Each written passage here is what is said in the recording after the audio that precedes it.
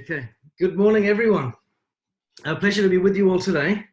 Um, some of you may have been on Mike's call last night, where he had a special guest, Heather Abbott, talking about the value of integrating technology, social media, the internet, and all of its variety of uses into our business.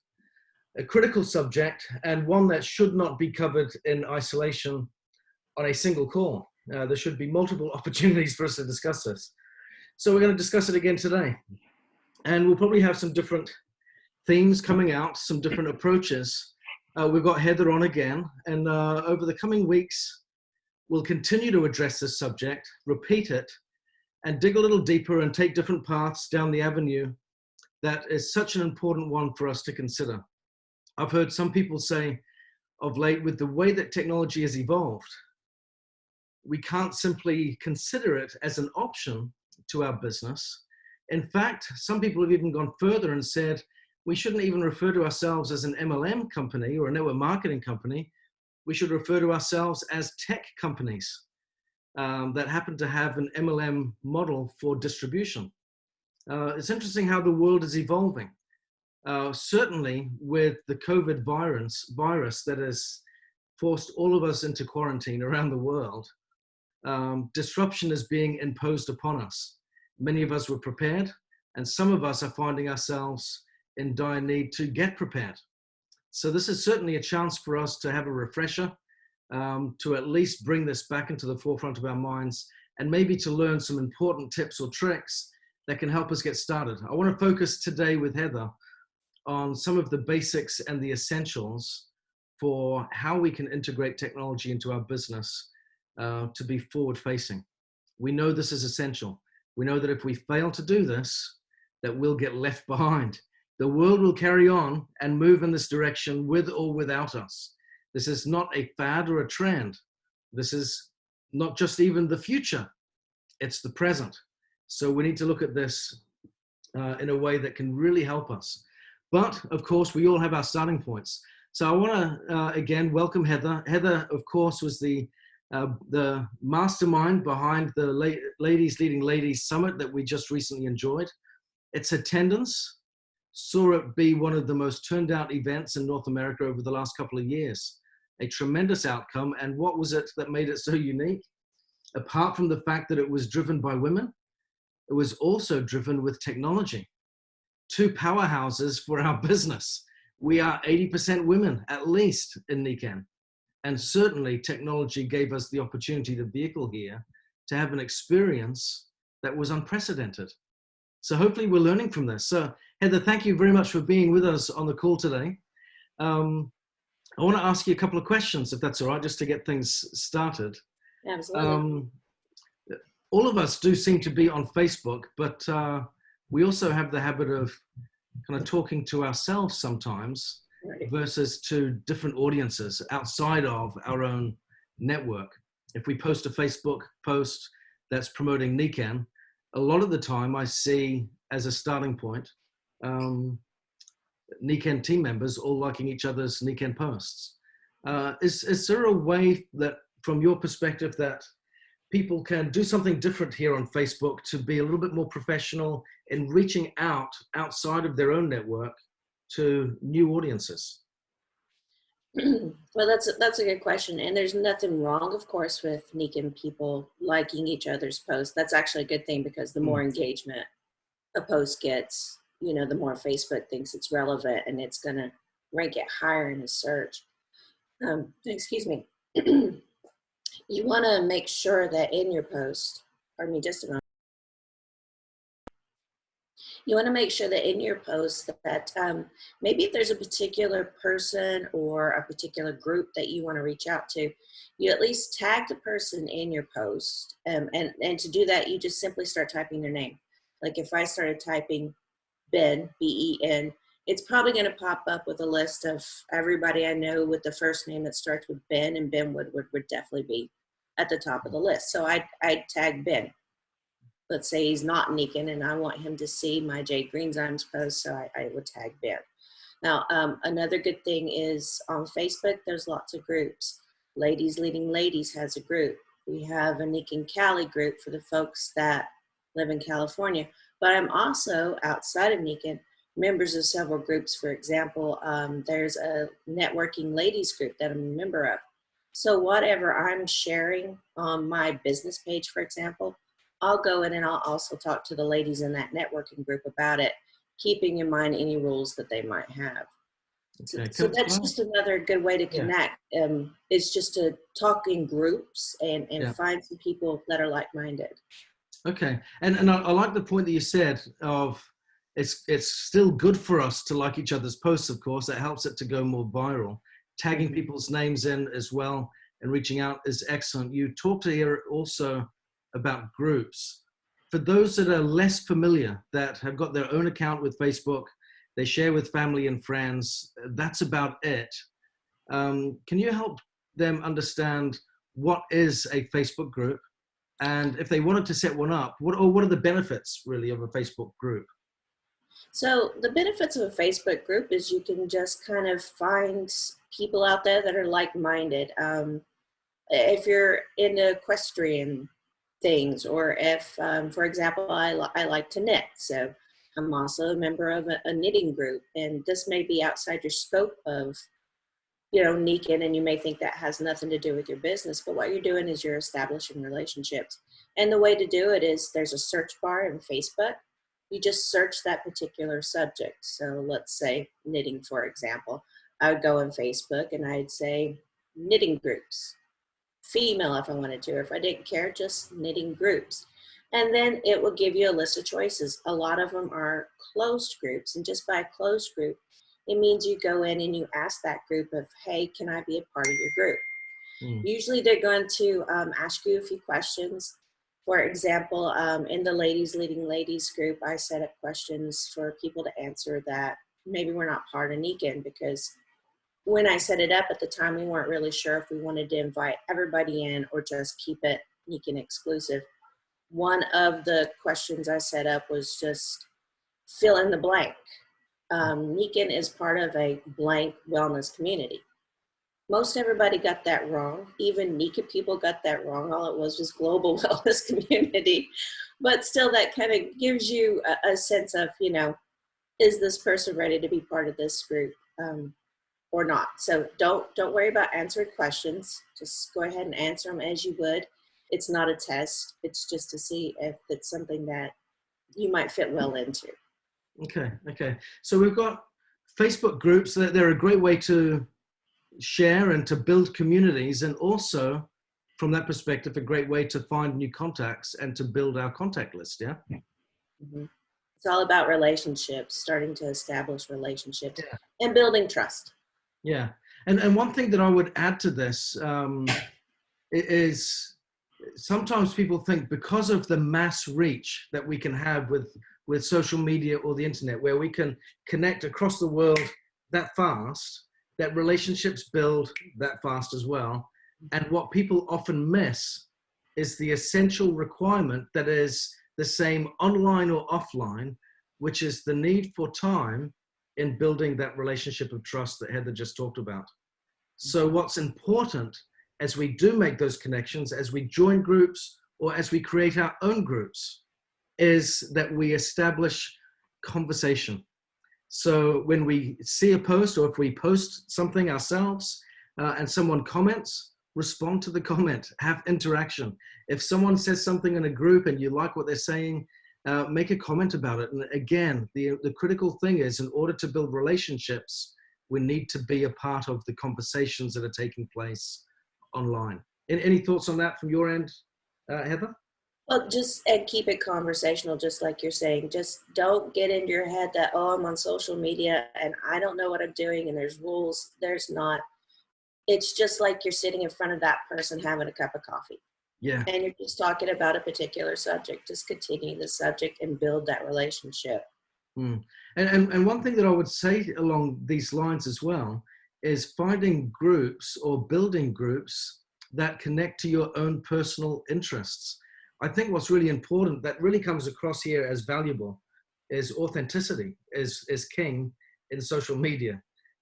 Ironically, when there is so much lack of it that is present, but that's what winds everyone up. There's kind of been a big pendulum swing, hasn't there? Where there's all the falseness that comes with social media, where it's built such a frustration that people have gone, oh, you know what we really value?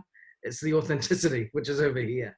And as we are authentic in our message, in our language, in our conversations, in our rapport building, our relationship building, that helps us to connect so much better with people and so much quicker. So we've got Facebook groups. We've got a Facebook account that I would expect everyone here probably has. What about a Facebook page? What's the difference there, Heather? So a Facebook page, and you usually do that when you're setting up your business page. The difference there is you can talk strictly about business. People will come to your page expecting that that's what they want to see. Now, Nikan is a lifestyle, so even on our pages, we don't necessarily keep it just strictly business, because we may just be toasting a glass of Jade Greenzymes or having a tea with Tim Force, something like that, just kind of establishing that this is part of our routine. It's a non-negotiable that we go to every day and we use it. But the good thing about having a Facebook page, and they're pretty easy to set up. As long as you have a Facebook account, you can even just, I think there's a link somewhere on that page if you just kind of explore and set up a business page, and Facebook walks you through these steps. Before you set up that page, just make sure you kind of have in mind how you want to describe your business, and probably a first post. And the first post can just be something introducing yourself. Video is really hot if you really want engagement right off the bat. And this is something I'm personally working on, is shooting video of myself, because I don't like myself in videos, is to just a quick little video. Hi, I'm Heather. I am a Nikan wellness consultant. I'm a member of the global wellness community. I'd like to invite you to my page. We can talk about holistic health. You know, however you want to do it, some kind of genuine message, like Ben's saying, and then go ahead and send out to your friends and your family, your customers that you may have friended on Facebook, and ask them to take a look at your page and like it. And Facebook walks you through all these steps. So I don't really need to cover those. Believe me, it's going to take you through those. And then once you start getting likes, your page grows, and you can start reaching out to a broader audience. Yeah. And so this is what I would emphasize, just kind of following on from what Heather said. The benefit of a Facebook page that I see is people go there, they know that that's going to be business specific or subject specific content, and they're comfortable with that and they like to see it. Sometimes if we're putting all of our business or Nikan related material on our home or personal account, and we send it out to all our friends and family all the time, they may start to get frustrated by that. Whereas if you have a Facebook page that is dedicated to that message and people like or follow it, they're doing that out of a choice and because they want to, and you can then start to separate out and have a clear distinction between the two. Another benefit of a Facebook page, which you don't have with your regular account, is as it starts to grow and you feel settled, you can also promote your posts, and you can do a geographical promotion. You can do a targeted audience based on location, based on gender, based on age, based on keywords that people search or read about, or what have you. And you can really drill down and focus that. And that's a great way to get a lift in your reach, in your messaging, and so on, should you choose to go down that road down the future. Now, if you want to set up a Facebook page and you don't know how, again, as Heather said, we don't need to train on that here because Facebook provides all the support. So have a look around Facebook on your Facebook account, type in Facebook pages, learn how to do it. If you can't find it by searching on Facebook, simply go to Google and ask the question, how do I set up a Facebook page? And it will give you all the links there from Facebook that they've already got set up that you can go through, and it's all step-by-step designed to help meet those needs for us. So something worthwhile doing. And again, you can have many different pages, many different groups, and you can personalize and customize. It's good to have product groups, business groups, and all sorts of special interest groups, because the critical thing is, as we really start to market, is recognizing the value of marketing, good marketing, It's not broad brush techniques. It's a finer brush. If to use a painting analogy, it's a finer brush that we use to target the audience that we really want to connect with. And that really helps us when we do that to speak a language that resonates with people. If I'm trying to reach out to everyone all at once, I'll reach no one. But if I'm on my authentic self, if I'm talking about what I love and value, other people that are like-minded connect with that. I use the same language as them, and it feels good, and they engage and respond. So a finer brush in our language and our messaging certainly helps. So what about consistency of posting? You can see that we're talking a little bit here about, or quite a bit here about Facebook, and this will be perhaps my last question relating to Facebook, Heather, but what about consistency of posting? If I'm using a Facebook group or page or my own personal account, what kind of posts should I be posting if I'm wanting to get a good balance? How frequently should I be doing it? Is there an ideal time of day? Could you give me some insights around that type of issue? Yes, and that's a pretty broad topic, and I'm going to go ahead and just advise everybody to also watch the social networking video that we have on the Ladies Leading Ladies page, because I can go into more depth, and I actually have a PowerPoint designed for that, which will give you some screenshots and things. But when you're first starting out, consistency is definitely the key. You're not going to know at that time what is the best time to post. So choose a time, put it on your calendar, block it off, that's your time to post and that's your time to interact, and go from there. And I would recommend at least 5 days a week. You can do more if you want, but you're just trying to build up an audience. So they need to see you a lot. And the more you post, the more opportunity somebody's going to have to actually see something that you've posted. If it's a group, groups usually have guidelines set up, so just follow their guidelines. You don't want to exceed those guidelines, because then you might come off as a little too pushy. Just kind of be casual about it and follow their guidelines. On your own business page, again, 5 times a week at least, if you can do maybe even on your business page starting out 3 times a day. Don't let it overwhelm you, and especially since you're not going to be seeing results right away, because this does take time to build. Just be patient with it. A lot of things you can do on your business page is just simply go to Neek and Ink and like what they've got, put a comment on it, and then share it to your business page. When you click the share button, it's going to come up with options: share as a post, share in a group, and then share to a page, share it to your business page. And then always, I would advise, when you share it to your business page, put a little, what I like to call a call to action there. Like, this is one of my best products. I use this product every day, blah, blah, blah, whatever you want to say about it. Or we've got a special going on waterfalls. Send me a message, or include your PWP link, something like that, to where you have something for somebody to do where they're trying to get in touch with you about that particular product. Yeah, I like that. And I want to emphasize that last point that Heather shared as well, because it's very, very important that people recognize, if we are posting a business-related message, for example, we're sharing Niken's waterfall offer and we want to get the word out and we're wanting to gather customers, as an example, it's really important that we extend or include in our language, in our comments, an invitation, a call to action. And you'll notice this if you watch all the strong social media wizards that are out there. They will do things like, and if you're interested in learning more, PM me. PM means private message me. Or if you like this, share it on, or like, comment, or leave a note, or share it on. But they invite people to like, subscribe to my channel, share this, follow this. There's always invitations. So make that a part of the language as well, to like, comment, and share. We do it ourselves, but invite others to do the same. Private message me for more information. Like this if you found it helpful. Because as people go, oh, okay, that was helpful, I'll like it, they keep it going on in other people's feeds, and that helps other people see it, and it extends your reach again. So moving away from Facebook, Again, if we're just getting started with social media and wanting to latch on as a late starter or late bloomer, what would be some basics that would be a good starting point in your eyes, Heather?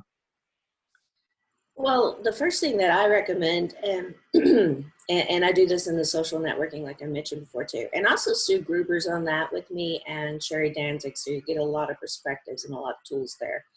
But the first thing I do recommend is identify your ideal audience, which is just simply who's your ideal customer? Who do you really want to sell to? It's usually somebody that's within your own age range, somebody that you can easily have a conversation with. If, for example, that I decided my ideal customer was young men 25 to 35, that might be a bit difficult for me. And I might even, being a lady, a mature lady of 45, come off a little creepy. So what I'm looking for is somebody more like in my age range, female, that I can have a conversation with, Gen Xers, for example. And all you want to do is you want to go to Google and you're just going to say, so where do ladies ages 35 to 55 hang out on social media? And I've done this myself, and it will give you kind of a breakdown of where the demographics are at on Facebook, Instagram, blah, blah, blah. Once you know where your ideal audience is, or your ideal customer is hanging out, then go into YouTube and learn all you can about that particular social media platform. I do a lot on Instagram because a lot of Generation X is on Instagram. And I like using the platform. It's a lot of fun. There's a lot more of my people on there than there are on Facebook. But go to YouTube, learn all you can about that particular social media platform, become an expert in that, and then concentrate your efforts there. Yeah. So two big takeaways that I have from what Heather just said there, well, probably three. Defining our target audience. More often than not, in the business that we're in, our target audience is someone like us, because it's a people business and people join us. We've heard this said so much, haven't we? People join us more than they join the company. So it's important to recognize that when we're reaching out to people, we need to represent our brand, be the brand, but connect with people that want to be, that are similar to us in that way. So similar age, similar gender, it certainly makes a big difference there in being able to connect that way. So that's a good one in helping us to identify our target audience. The other thing that Heather said was ask the question to Google. I cannot stress this enough. The amount of answers that I'll be able to find in learning how to search online simply by asking Google the question. It's everything. It's got the answers for everything. And we will learn through practice as we do this to understand and value which are the good answers and which are the not so good answers. Okay, so we'll develop our own filters as we go through that and be able to differentiate which are credible, which come from great sources and not. So look for valuable sources. Always source the answer to make sure that it's coming from a credible, respectable location or authority. And use the law of witnesses. I always tend to do that as well. If I can find a good point and then find that it's validated by someone that has authority or experience in that, but also a couple of other people are saying the same thing that also have authority there, then that helps me to trust the answer. Another point that I would say is just to follow on from what Heather said, or to reiterate what she said, is we all recognize that Google is a search engine. And we see often that YouTube is a platform for watching videos. What many people fail to understand is that YouTube is one of the biggest search engines on the planet. We can use YouTube as a search engine. Ask the questions that you're asking Google in YouTube, and you'll get video tutorials free of charge that will walk you through every question you've got. So if you go onto Google and say, how do I set up a Facebook page? How do I set up a Facebook group? How do I define my target audience as a network marketer, for example? And you might get a list of different things and you go, oh, I'm not a big fan of reading all this content, or I just get lost in all the words. But if someone was showing me, I'm more of a hands-on person. If someone was showing me how to do it, that would help. Go to YouTube, ask the same question on YouTube. How do I define my target audience as a network marketer? I guarantee you'll have dozens and dozens of video tutorials that will show you from all these different people how to set up, how to define your target audience, how to set up a Facebook page, how to set up a Facebook group, how to build your own YouTube channel, how to set up an email campaign. Whichever you wanted to do, you'll get walk me through step-by-step practices on YouTube. Treat it like a search engine. Any thoughts on that, Heather? That's exactly what I do. When you're on YouTube or Google, one way that you can make sure you're looking at a trusted source is the view count, and it's going to be listed along with the title of the video or the article that you're referencing on Google. How many times has it been viewed? You definitely want it current, because when we're talking about social media, these things are dynamic and they change week by week. So make sure that it's current. And how many likes has it gotten? Has it got a lot of thumbs up, or has a lot of people been like thumbs down? So a lot of thumbs down, avoid it. Don't go with that one. Look for one that's current, it's popular, it's been viewed a lot of times. You're probably going to get some good information there. And then I always like to do maybe 2 more, because they're usually very short segments. And I usually source at least 3 different sources. You get different viewpoints that way, and you can make sure that the information you're looking at is reliable. Yeah, excellent. I love that point about the date. It is a very fast changing world online, isn't it? So that's very helpful. I hope this has been helpful. I want to just conclude on one last point. And that's this. There is a lot to learn with social media. There is a lot to learn by social media platform. When we talk about social media, that word in itself, those 2 words in itself, are very broad brush. Within that, you've got Facebook, of course, which we've talked about predominantly today, but you've got LinkedIn, you've got YouTube, you've got Twitter, Instagram, TikTok is a new emerging one, Snapchat, you name it. There's a whole host of platforms that are very, very strong in providing business opportunity. And then you've got email campaigns, then you've got websites, you've got mobile apps, you've got all sorts of different things and tools that we can use and be overwhelmed by. The point is this: if all of this is a lot, we've got 2 solutions. Well, we've got 3 solutions. We can pick a point where we want to start learning and just jump in. And that would be my invitation. Don't get overwhelmed by it. Start in the shallow end and learn to swim comfortably at a pace that's right for you. Don't disregard or devalue your existing strategies that have already worked for you. This should be an add-on, an additional layer, an extra flavor to your business that enriches it and adds value. It should not be something that replaces everything else that is good in your business. So I would emphasize that. If it's too much, then you've got the 2 solutions that I was talking about.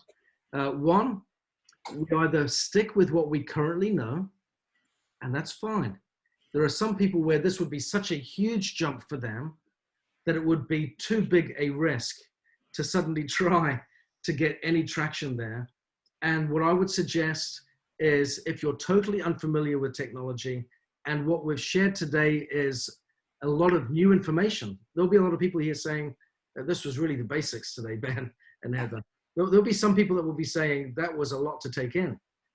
There is a mix here in our audience, and I've noticed this from a number of the calls that we've done, from the events that I've attended recently. There is a broad mix in our Niken pool.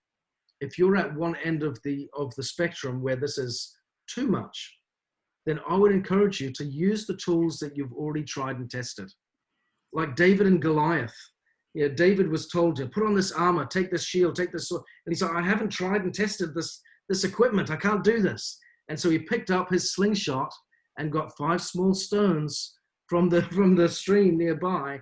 Said, I know how to use this, and this is what I'm going to use.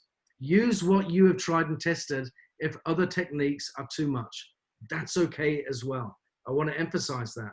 If you're comfortable with the phone, if you're comfortable with face-to-face, if you're comfortable with texting or with email, use those platforms. That's absolutely okay. If you want to be a part, this is the second solution. If you want to be a part of it and you do feel overwhelmed and you don't want to miss out, what's the solution there? Who do you know that is in the age group that would be familiar? Maybe it's a son or daughter. Maybe it's a grandson or a granddaughter that already has these existing skill sets that is interested. Maybe it's one of their friends or someone that they know that might be of interest, that it might be of interest to them. Maybe these people can come in and be the social networking arm of your business. One of the best networkers that I met in Europe many years ago used that strategy all the time. He was great at hosting events. If you put people in front of him, almost without exception, he would sign them up. Every time I was in a taxi with him, he'd get the details of the taxi driver and he'd get him ready to sign up. He'd come invite him to his meetings. He'd have him already inviting guests to his meetings. If we're at a restaurant, he'd be signing up the waiter or the waitress. In every situation he was in, he was constantly signing people up. Put people in a room in front of him, he'd nail it all the time. He was a master at it. But one thing that he was terrible at, two things, was he was terrible with his time management and he was terrible with technology. He couldn't even send an email. Some of us often wondered, is he maybe illiterate? We didn't know. But he gathered people around him that had those skills. And he's like, I know I need to build a website. I know I need to have a social media presence. I know I need to get this event organized, but I'm not good at organizing. And so he'd say to people, you do that aspect, you're great at this. I'll get you to do that. And in return, you get people in front of me, I'll sign them up and I'll put them under you. So he would combine strengths in his team. So if this is a skill that you want in your business, but you don't believe that it's your skill to develop, that's okay. Find someone that's got the skill, bring them in and do a trade and exchange. Do something in exchange for them as a consequence of them building this aspect of your business. So those are the three options. Jump in the shallow end, learn to swim, go at your own pace. Be overwhelmed, stick with what you know, and keep on moving forward in that direction with the existing tools that you've got. Or three, find someone that's got the skills and do a trade and exchange. Offer them something from your skill set in exchange for theirs, and then see where that takes you. Either way, we've got options of tried and tested or well-experienced people that can help us every step of the way. Any final words from you, Heather, before we say goodbye? Well, what you just summed up was perfect. And again, I want to suggest that social networking video on the leadingladies.net, because Sherry actually covers the third part of what you suggested. She's got some groups out there working for her covering the social media aspects, because that's something she does not want to invest her time in. And she shares those resources, and they're fairly inexpensive. So excellent. If you fall into that third category, definitely fast forward through and find out what Sherry's got to add to that. Yeah, excellent. Yeah, please check out that video, because it is very much, it's an excellent resource to us and goes into more detail. And that can be found on YouTube, on the Ladies Leading Ladies YouTube channel. So thank you all very much for being a part of this call today. I hope we've answered some of your questions. Maybe we've even raised some more. If you've got any further questions that come from this, or want to dig down a particular avenue or route, this call today has come by request. So please continue to give your feedback to us. Let us know so we can continue to answer your questions, meet your needs in this way. I hope it's been helpful. Thank you very much, Heather, for sharing your wisdom, your experience, and your expertise. Always a pleasure. Have a great week, everyone, and thank you very much. Bye-bye.